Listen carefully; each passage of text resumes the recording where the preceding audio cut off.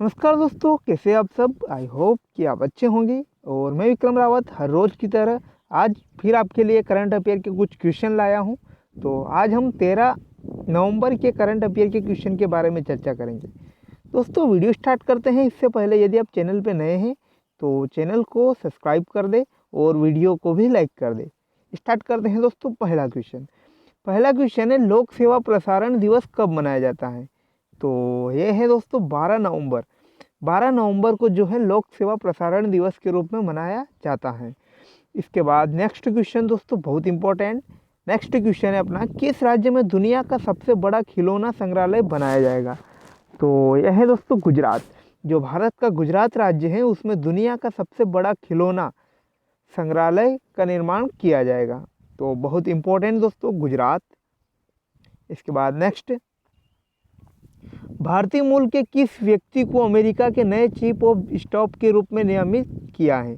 तो यह है काश पटेल। दोस्तों, जो काश पटेल हैं वह भारतीय मूल के व्यक्ति हैं जिन्हें अमेरिका के नए चीफ ऑफ स्टाफ के रूप में नियुक्त किया गया।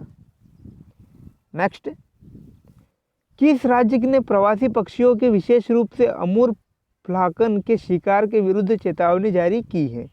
तो यह है त्रिपुरा। दोस्तों, जो त्रिपुरा जो राज्य सरकार है उन्होंने प्रवासी पक्षियों विशेष रूप से अमूर फ्लाकन के शिकार के विरुद्ध चेतावनी जारी की है। जो प्रवासी पक्षी है अमूर फ्लाकन, उनके दोस्तों अवैध शिकार के कारण त्रिपुरा सरकार ने इनके विरुद्ध चेतावनी जारी की है। नेक्स्ट, किस राज्य ने राइट टू रिकॉल विधेयक पारित किया है। तो ये है हरियाणा। दोस्तों, जो हरियाणा राज्य सरकार है उन्होंने राइट टू रिकॉल विधेयक जो है हाल ही में पारित किया है। नेक्स्ट क्वेश्चन है, 2021 में अंतर्राष्ट्रीय बर्ड फेस्टिवल का आयोजन कहाँ किया जाएगा। तो इसका होगा दोस्तों गोरखपुर। जो उत्तर प्रदेश यानी यूपी का जो शहर है गोरखपुर, वह 2021 में अंतर्राष्ट्रीय बर्ड फेस्टिवल की मेजबानी करने को तैयार हो गया। इसके बाद नेक्स्ट, किस देश के प्रधानमंत्री खलीफा बिन सलमान अल खलीफा का निधन हुआ है। तो यह है बहरीन। दोस्तों, जो बहरीन के प्रधानमंत्री खलीफा बिन सलमान अल खलीफा हैं उनका हाल ही में निधन हुआ है। इसके बाद अंतर्राज्यीय प्रवासी नीति सूचकांक में कौन शीर्ष पर रहा है। तो यह है अपना केरल। दोस्तों, ये केरल जो राज्य है हमारा वह अंतर्राज्यीय प्रवासी नीति सूचकांक में शीर्ष स्थान पर रहा है। इसके बाद नेक्स्ट, विद्या बालन की कौन सी फिल्म ऑस्कर नामांकन के लिए पात्र हो गई। तो यह है नटखट। दोस्तों, जो नटखट फिल्म जो है विद्या बालन की नई मूवी वो ऑस्कर फिल्म के लिए नामांकित हुई है। इसके बाद नेक्स्ट क्वेश्चन, हाल ही में किस राज्य में नृत्य शास्त्र पौराणिक कॉफी टेबल बुक लॉन्च की। तो यह है छत्तीसगढ़।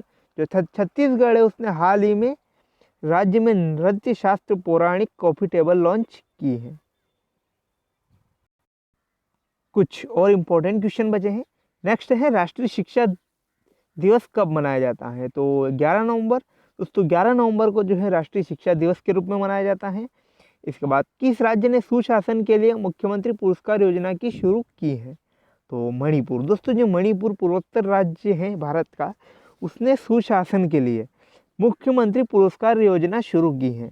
इसके बाद टेनिस में 1000 में जीतने वाले चौथे टेनिस खिलाड़ी कौन बने हैं। तो राफेल नडाल। जो राफेल नडाल है दोस्तों 1000 में जीतने वाले चौथे जो है टेनिस खिलाड़ी बने हैं। इसके बाद किस राज्य ने एमएसएमई के तहत रोजगार प्रदान करने में शीर्ष स्थान हासिल किया है। तो जो महाराष्ट्र।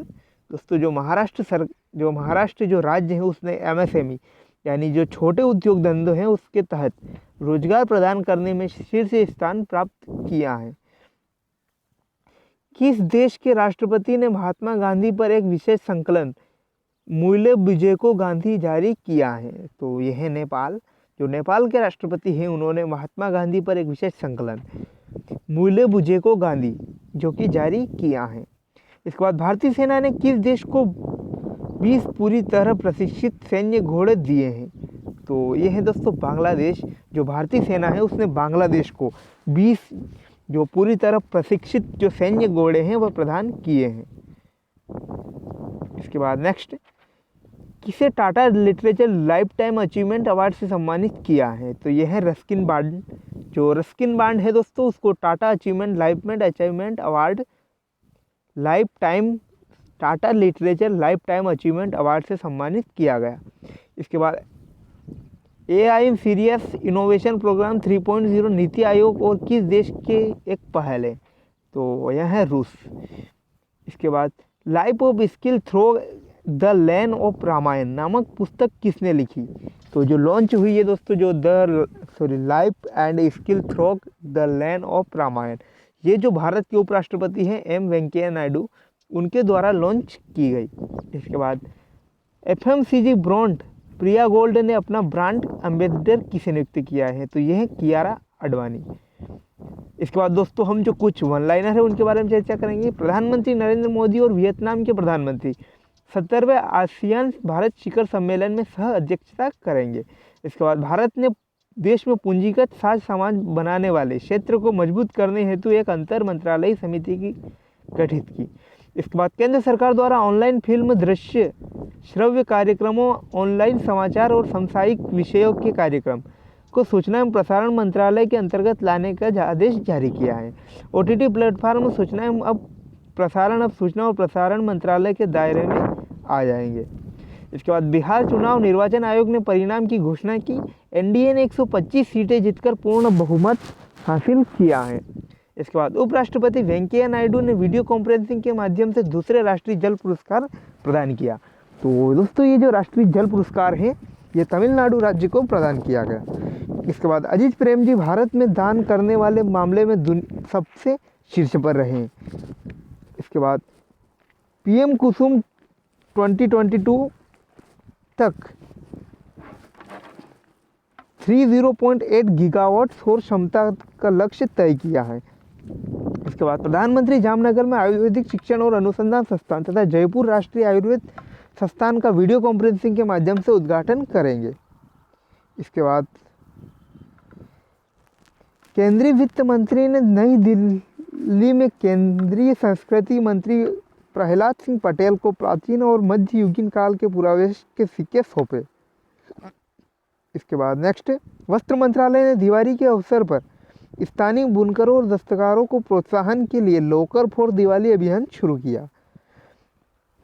मंत्रिमंडल ने विनिर्माण और निर्यात को बढ़ावा देने के उद्देश्य से प्रमुख क्षेत्रों के लिए उत्पादन से जुड़ी प्रोत्साहन योजना को मंजूरी दी है।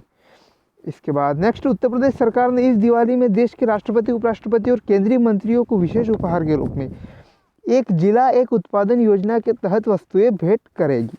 इसके बाद कर्नाटक के स्वास्थ्य और चिकित्सा मंत्री डॉक्टर के सुधाकर ने कहा है कि सभी परास्नातक मेडिकल छात्रों के लिए ग्रामीण इलाकों में अपनी सेवाएं देना अनिवार्य होगा। इसके बाद अमेरिकी फार्मा कंपनी फाइजर का 90% प्रभाव कोविड-19 टीका है।